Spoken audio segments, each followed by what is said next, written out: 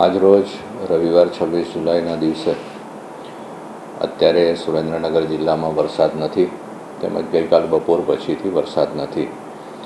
આથી અમે જિલ્લાના તમામ અધિકારીશ્રીઓને ફિલ્ડમાં તેમની તાલુકાની સંકલન કરીને તમામ અધિકારીશ્રીઓને ફિલ્ડ કાર્યવાહી કરવાની સૂચના આપી છે. જેમાં મુખ્યત્વે માર્ગ એન્ડ મકાન R&B હસ્તકના જે 3 રોડ છે એ તાત્કાલિક અસરથી કેવી રીતે ચાલુ કરી શકાય, તેમજ પંચાયત હસ્તકના 21 રોડ છે એ પણ કેવી રીતે ઝડપથી દુરસ્ત કરી શકાય એ પ્રમાણેની કાર્યવાહી કરવા સૂચના આપી છે.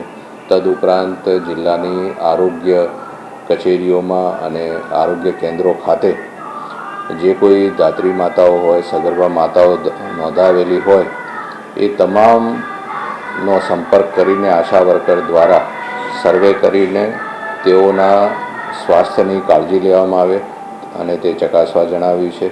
સાથે સાથે આવતીકાલથી શાળાઓ અને આંગણવાડીઓ પણ ચાલુ થશે, તો એમાં જ્યાં કંઈ સફાઈની જરૂર હોય તો એવી શાળા આંગણવાડીઓની આજે જ સ્થાનિક તંત્રની મદદ લઈને સફાઈ કરાવી લેવા પણ સૂચના આપવામાં આવી છે. સિંચાઈ હસ્તકના જે કોઈ તળાવોના પાળા તૂટ્યા છે કે નાદુરસ્ત થયા છે એમને પણ સ્ટ્રેન્થનિંગ કરવા માટે સૂચના આપી દેવામાં આવી છે. અમારા તમામ પ્રાંત અધિકારીશ્રીઓ અને તાલુકાના પ્રભારી અધિકારીશ્રીઓ છે આજે તાલુકાના અધિકારીશ્રીઓ સાથે સંકલન કરીને ફિલ્ડમાં આ કાર્યવાહી થાય તે સુનિશ્ચિત કરશે.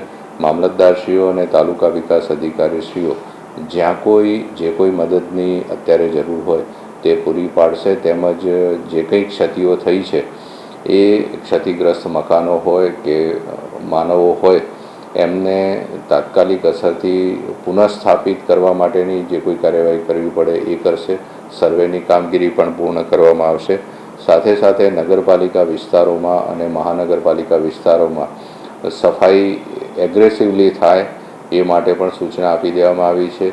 દરેક ગામ અને નગરોમાં ક્લોરિનેશનયુક્ત ચોખ્ખું પાણી તમામને ઉપલબ્ધ થાય તે પ્રમાણે પણ કાર્યવાહી કરવા સૂચના આપી છે.